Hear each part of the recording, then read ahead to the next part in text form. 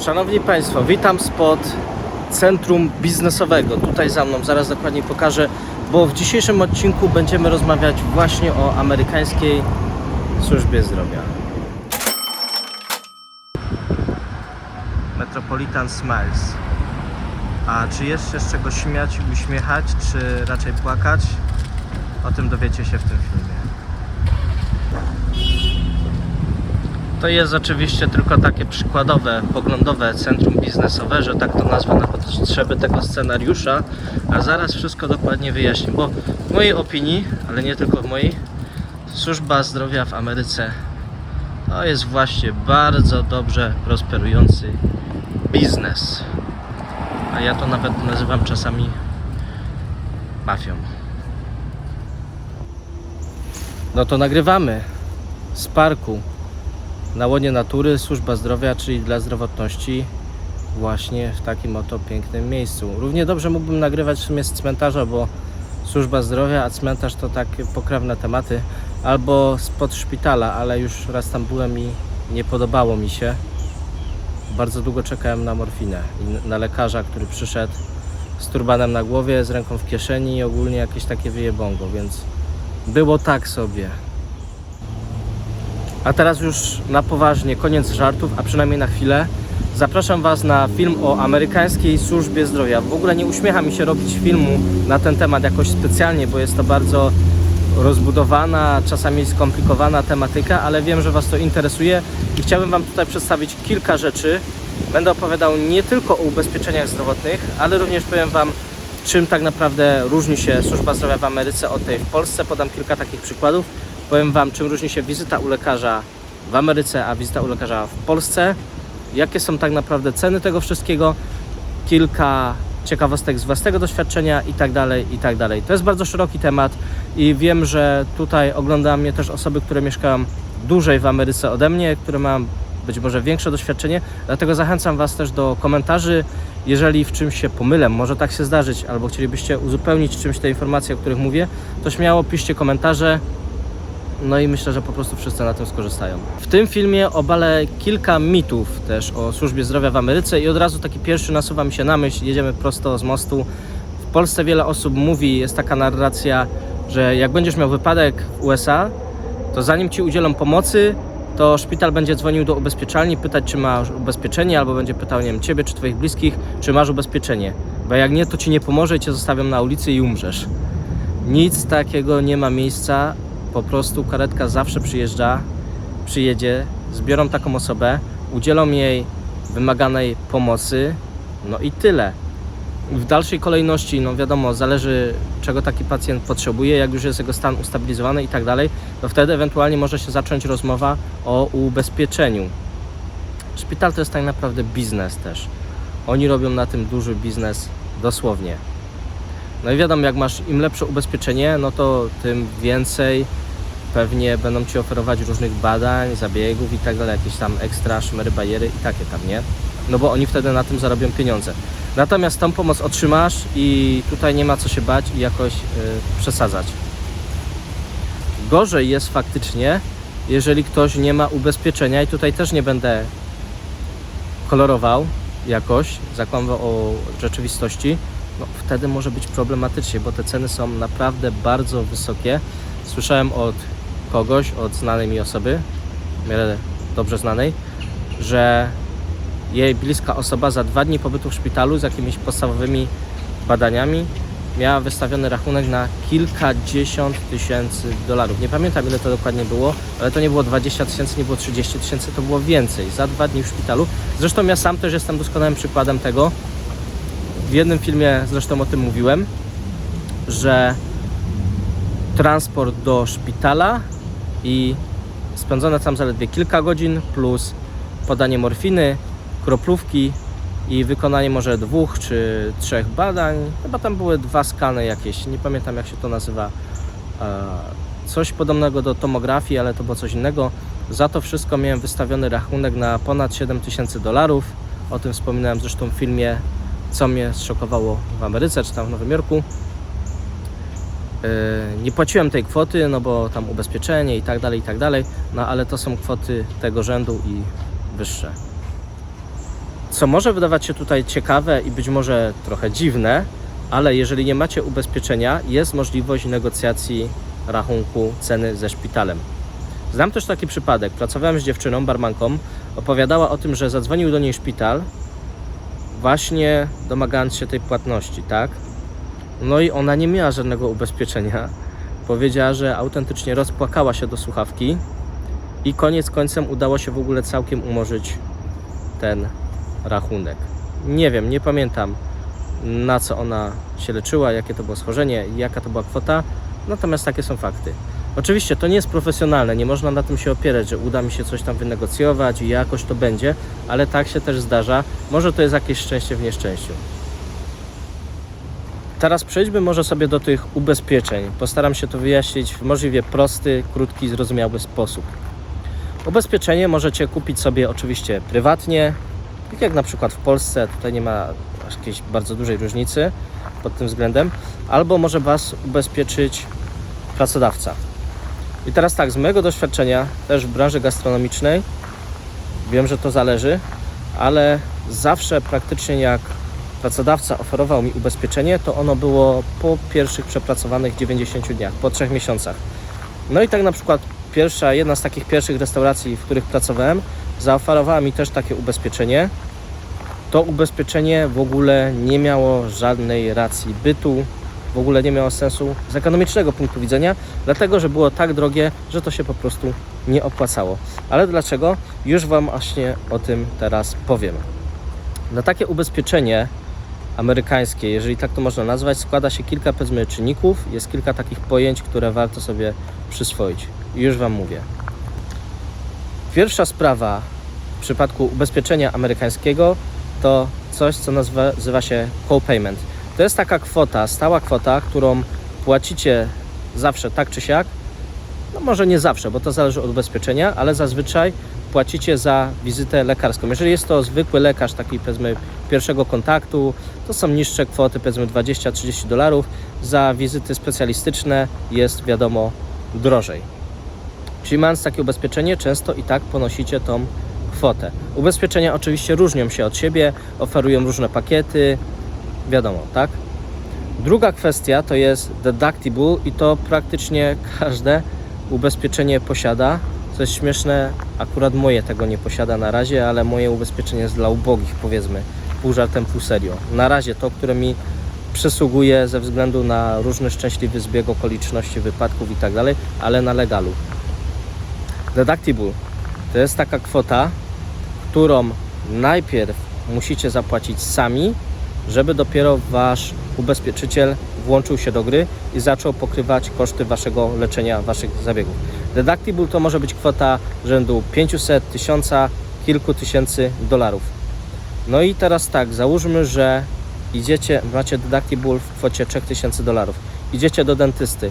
Wizyta dentystyczna kosztuje powiedzmy $800, jakaś tam plomba, którą macie zrobić i tak dalej, to te $800 płacicie. Potem zostaje Wam jeszcze $2200.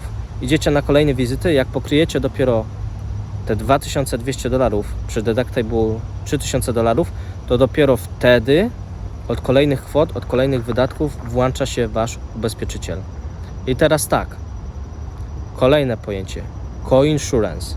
Coinsurance definiuje, jaki procent kosztów medycznych po przekroczeniu deductible będziecie ponosić Wy, jeszcze dalej, to może być na przykład 15-20%, a jaki procent będzie pokrywał tych kosztów Wasz ubezpieczyciel. Czyli jeszcze dzielicie tak naprawdę dalej trochę te koszty ubezpieczenia.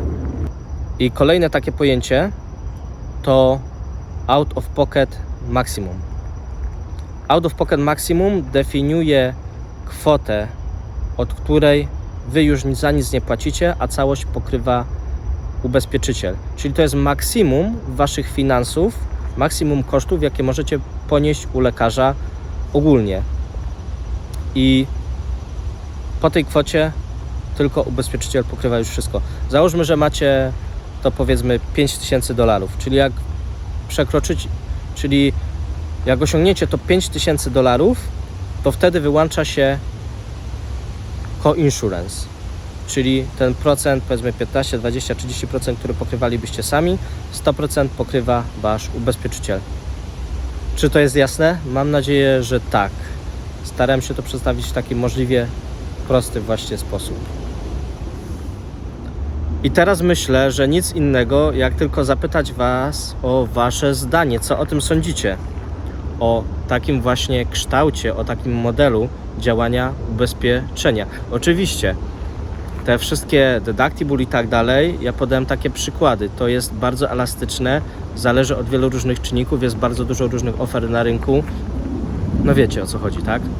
Natomiast powiem jeszcze jedną taką rzecz, bo zakładam, że wielu z Was może być zszokowanym i zniechęconym do tego. Natomiast nie jest aż tak tragicznie z tym ubezpieczeniem tak naprawdę, bo załóżcie, że jest powiedzmy operacja, macie albo ktoś z Waszych bliskich, czy w ogóle powiedzmy, że ktoś ma operację, która jest wyceniona na $100 000, a takie są ceny i droższe i tak dalej. Wiadomo, zależy jak operacja, ale takie mogą być ceny i macie na przykład właśnie to out of pocket maximum w kwocie, nie wiem, 5-8 tysięcy dolarów czy iluś tam, to możecie maksymalnie tylko albo aż, powiedzmy, że tylko tyle zapłacić za tą operację, która pierwotnie wynosiłaby $100 000. A co to oznacza? Do czego tutaj piję? No obalam kolejny mit o tym, że służba zdrowia, czy że chorowanie w Ameryce, operacje i tak dalej zawsze doprowadza do bankructwa. No bo nie zawsze tak jest. Jeżeli ktoś pracuje normalnie, ma jakieś oszczędności, zarabia jakieś pieniądze, oczywiście nie jest fajnie wydać tą kwotę, tych kilku tysięcy dolarów, to jest jakiś wydatek, ale to też nie jest tak, że zawsze Was to od razu zniszczy i doprowadzi do bankructwa. No i jeszcze dodam, że ja tutaj ani nie bronię tego systemu jakoś bardzo, ani też jakoś bardzo go nie krytykuję. Moja opinia jest taka, powiedzmy, wypośrodkowana. Zresztą, jak pomyślicie chwilę, to w Polsce tak naprawdę służba zdrowia też jest już prywatna w dużym zakresie. No bo dobrze wiecie sami, jak działa NFZ. Na pewno wielu z Was często korzystało z prywatnych lekarzy, z prywatnej służby zdrowia. To jest szybciej, to jest często lepiej, wygodniej. Ja sam też często właśnie będąc w Polsce, mieszkając w Krakowie, korzystałem właśnie z prywatnych lekarzy. No tylko różnica jest taka, że w tym przypadku płacicie i na NFZ te składki, wszystkie, no i płacicie drugi raz za wizytę prywatną. W mojej opinii wypadałoby zrobić, może nie jest dobre określenie, ale najlepszy system opieki medycznej, tych ubezpieczeń, to byłoby chyba coś takiego właśnie pomiędzy. Czyli być może nie wszystko tak do końca sprywatyzowane. To znaczy, osobiście uważam, że taką podstawową pomoc medyczną, czyli na przykład w razie wypadku, czy nie wiem, w razie skręcenia kostki i tak dalej, że to powinno być zawsze zapewnione przez państwo z góry. Natomiast wiele rzeczy można by i należałoby właśnie rozstrzygnąć na takiej drodze prywatnych ubezpieczeń. To w takim dużym skrócie i dużym uogólnieniu, ja tak to widzę, taki mieszany system byłby chyba najbardziej efektywny, najbardziej sprawiedliwy i dopasowany też do potrzeb pacjentów, przynajmniej w jakiejś tam mierze, skali, bardziej sprecyzowany, co by też poprawiło jakość i usprawniło cały ten system, przyspieszyło wizyty i tak dalej, no nie? Jeszcze Wam powiem tak ogólnie oczywiście znowu, przedział cenowy, czego moglibyście się spodziewać, oczekiwać, jeżeli chodzi o koszta właśnie takiego ubezpieczenia. I to powiedzmy może być 30, 50, 100 dolarów tygodniowo i oczywiście zawsze znajdzie się coś droższego. Ale uważam, tak mi się wydaje z tego co czytałem, słyszałem od innych osób, że takie średnie, przyzwoite w miarę ubezpieczenie można mieć w kwocie powiedzmy 200 dolarów miesięcznie średnio. Na pewno znajdzie się tutaj dużo osób, które mi powie, że mają tańsze, droższe i tak dalej, no to okej, oczywiście może tak być, no nie? Ale mówię tą kwotę po prostu, żebyście mieli jakieś wyobrażenie. A takie naprawdę solidne, najlepsze, bardzo dobre ubezpieczenia, no to są kwoty rzędu kilkuset dolarów miesięcznie. Jeżeli jest tutaj ktoś taki wśród oglądających, kto ma właśnie takie ubezpieczenie, no to też zapraszam do komentarza.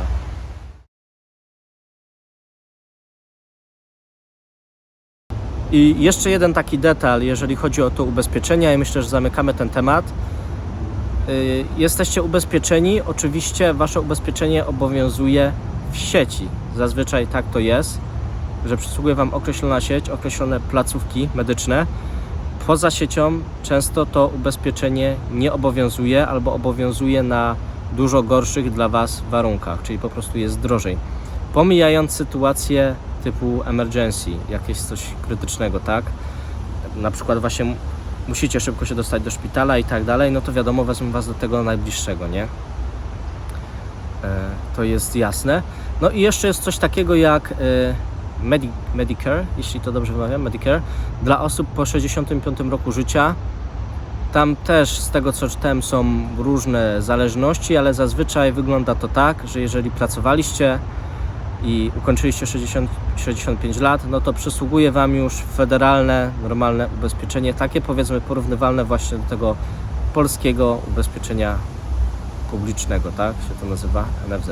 Czyli po prostu no, normalnie jesteście ubezpieczeni i macie za free wszystko.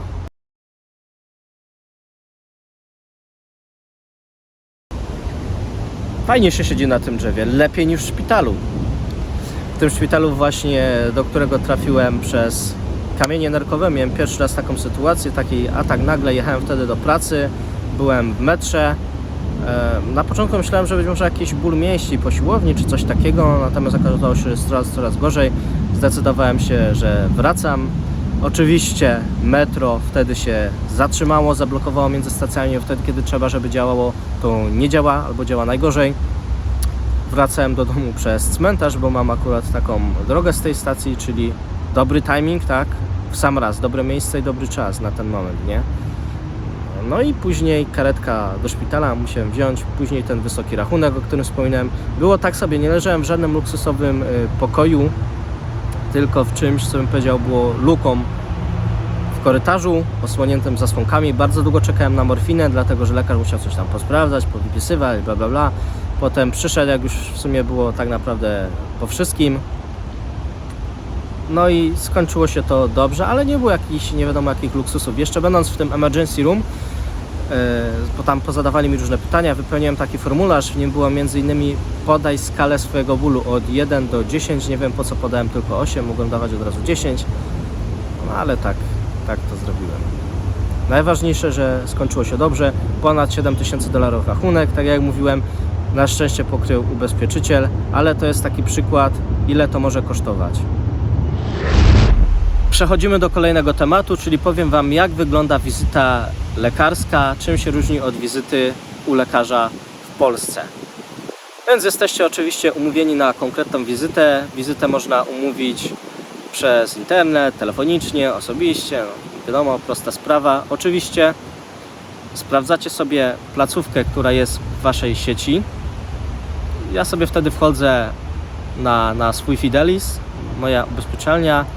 Wchodzę w Google Maps i wpisuję te lokalizacje, które oni mają tam podane, sprawdzam mniej więcej ile to ma gwiazdek, jakie ma opinie, tak żeby wybrać najlepsze. Chociaż też z mojego doświadczenia, jeżeli jest jakieś miejsce, które ma powiedzmy bardzo dużo opinii, na przykład 100, 200, nie, powiedzmy 200, 300 opinii i 4, 9, 4, 8 gwiazdek, to oni już wtedy czasami przestają dbać o jakość swoich usług, bo jest za dobrze i czasami mają wywalone na pacjentów czy klientów. Tak zauważyłem, może nie zawsze, ale tak bywa.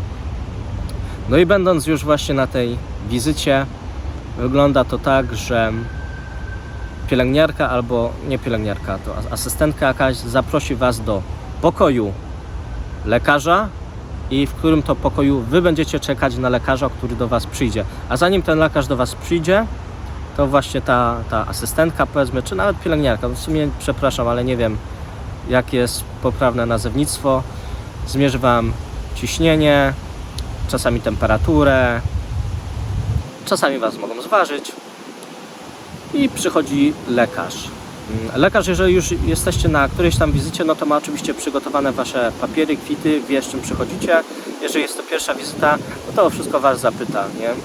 W związku z tym też nie ma czegoś takiego jak nagminnie, no chyba jeszcze tak dalej jest, dajcie znać w komentarzach, czy się tak zdarza, czy nie, że czekacie w kolejce, powiedzmy ktoś przychodzi i pyta, a ja tylko na chwilę wejdę do lekarza, wbiję się przed wami do kolejki i tylko zapytam o to, tamto, siamto, no i robi się czasami taki bałagan, nie zawsze to jest profesjonalne, czasami irytujące, tak? Nie ukrywajmy.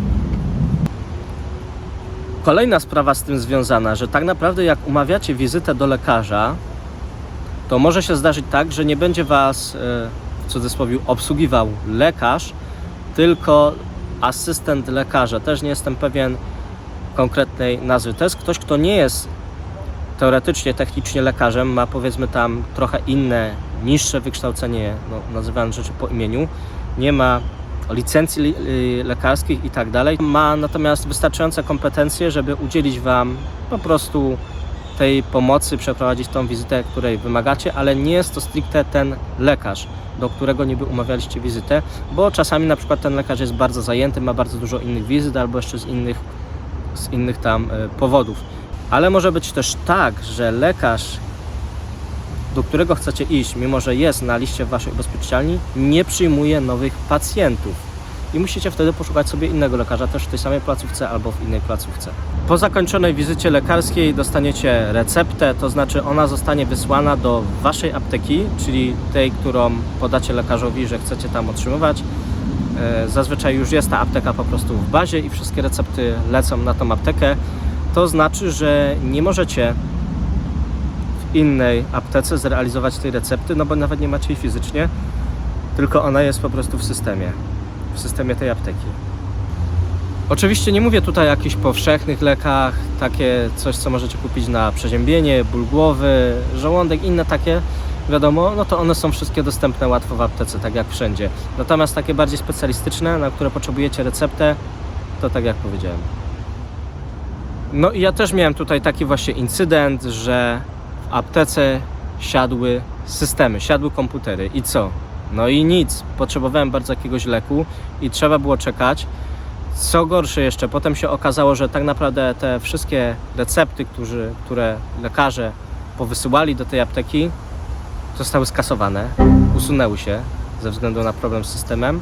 No i trzeba było ponownie kontaktować się z lekarzem, żeby wypisał tą receptę, czyli takie dodatkowe właśnie zbędne kroki i też strata czasu, szczególnie jeżeli ktoś potrzebuje leku na już, no nie?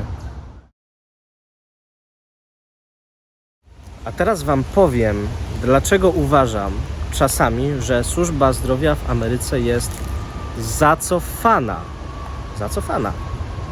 Przede wszystkim ten sposób, w który ja rozumuję, jeżeli coś jest tak bardzo drogie, jak właśnie te operacje, które wspomniałem wcześniej, czy wszelkiego rodzaju, no właśnie usługi medyczne, tak?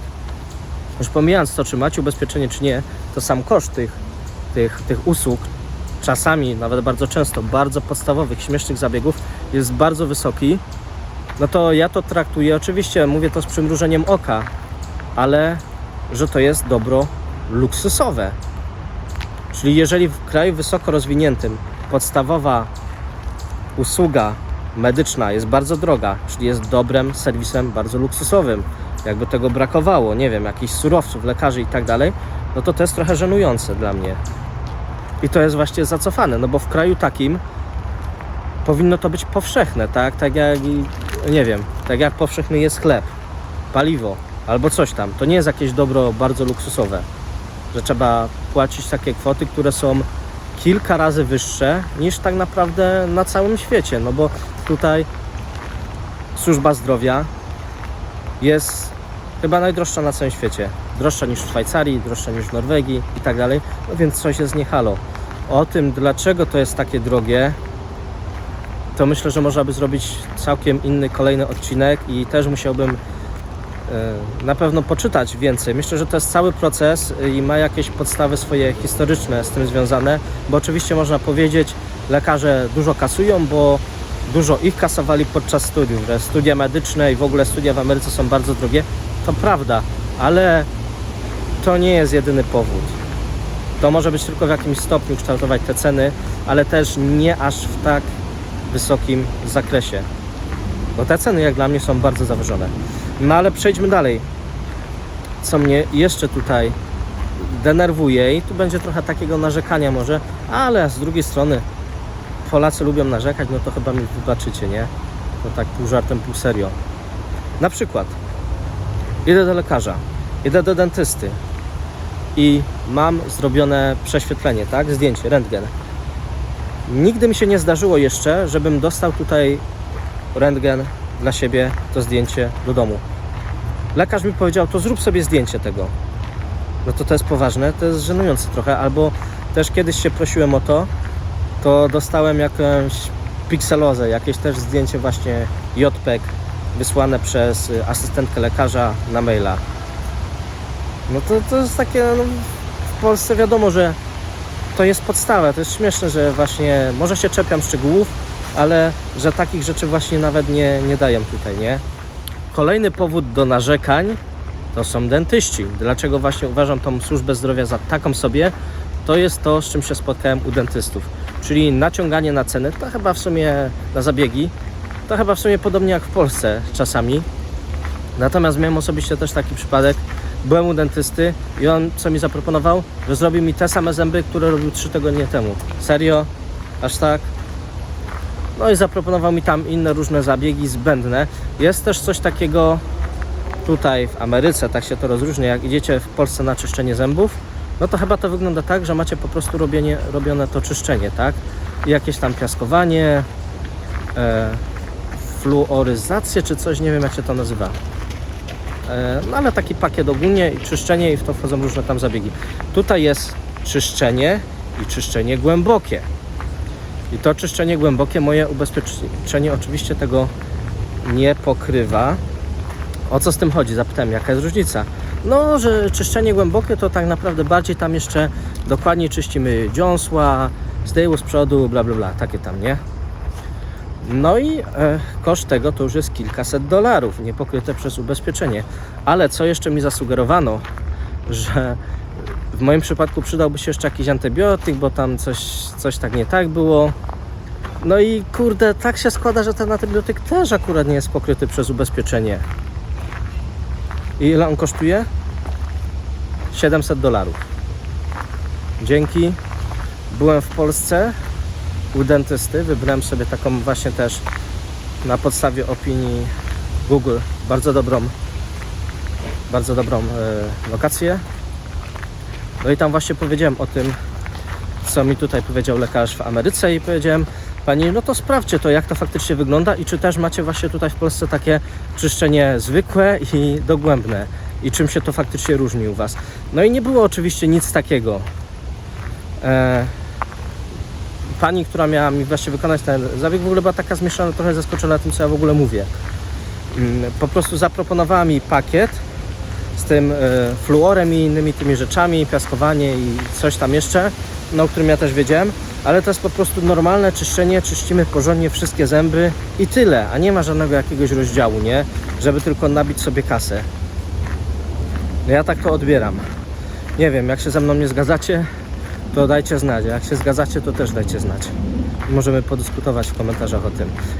I powiedziałem, żeby im właśnie sprawdzili wszystko, czy też, no nie wiem, czy mam tam jakąś chorobę w dziąsłach, czy cokolwiek, czy potrzebny jakiś antybiotyk.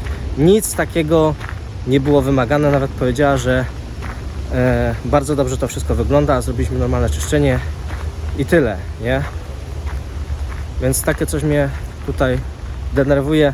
Też w przypadku jednego zęba każdy dentysta, u którego tutaj byłem, miał inną diagnozę. No. Więc czy to jest dobrze działająca służba zdrowia? Według mnie tak sobie. Akurat jeżeli chodzi o dentystów, to byłem u kilku właśnie z bardzo dobrymi opiniami, więc tak mogę się na ten temat wypowiedzieć. Wiadomo, jest dużo innych specjalistów i tak dalej, też nie krytykuję jakoś nie wiadomo jak tej służby zdrowia i mam nadzieję, że inne osoby mają lepsze doświadczenia z tą służbą zdrowia, natomiast moje przesłanie jest takie, że nie gloryfikowałbym tej służby zdrowia, tak jak się to mówi, o, Stany Zjednoczone to najlepsza opieka i w ogóle wszystko cud, miód i powidło. W wielu aspektach być może tak jest, nie wątpię. Mówi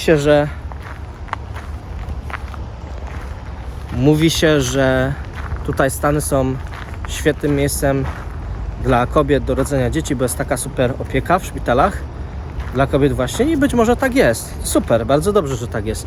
Natomiast Znajdźmy taki złoty środek pomiędzy tym, co jest dobre, a tym, co jest po prostu słabe.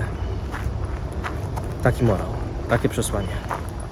Jedno nie ulega wątpliwości, że tutaj liczy się naprawdę kasa. Szpitale, lekarze są nastawieni wprost na zysk. Być może w Polsce i w Europie też, ale wydaje mi się, że tutaj przede wszystkim. I jeżeli ktoś mieszka w Stanach, to zakładam, że zgodzicie się ze mną, ale dajcie znać w komentarzach. A jeżeli ktoś nie mieszka tutaj, a przyjechałby tutaj przyjechali, no to wtedy byście, myślę, że tą różnicę też dostrzegli jednak. Słuchajcie, miał być merytoryczny odcinek. Temat, który Was wiem, że interesuje. Więcej danych, więcej statystyk, więcej konkretów. Mam nadzieję, że udało się to osiągnąć, ale dajcie znać w komentarzu, co się podobało, co się ewentualnie nie podobało. Jeżeli o czymś zapomniałem, być może tak, myślę, że jeszcze można by ten temat pewnie kontynuować, coś więcej dodać, ale też nie chcę Was zanudzać, przygotować za dużo treści na raz, więc myślę, że to, co najważniejsze, to, co przyszło mi do głowy, kilka statystyk czy danych, które chciałem sprawdzić, Wam przekazać, że się to udało, ale dajcie znać. No i oczywiście, jeżeli Wam się podobało, to słuchajcie, dajcie subskrypcję, dajcie suba, nic Was to naprawdę nie kosztuje, to jest tylko sekunda kliknięcia, a dla mnie to będzie bardzo duża satysfakcja, znak, że Wam się właśnie podobało, że jest sens robić te filmy i dalsza motywacja do po prostu nagrywania coraz to ciekawszych, lepszych materiałów. No i to chyba tyle. Dziękuję za uwagę, dzięki za Wasz czas i widzimy się w kolejnym odcinku. Do zobaczenia.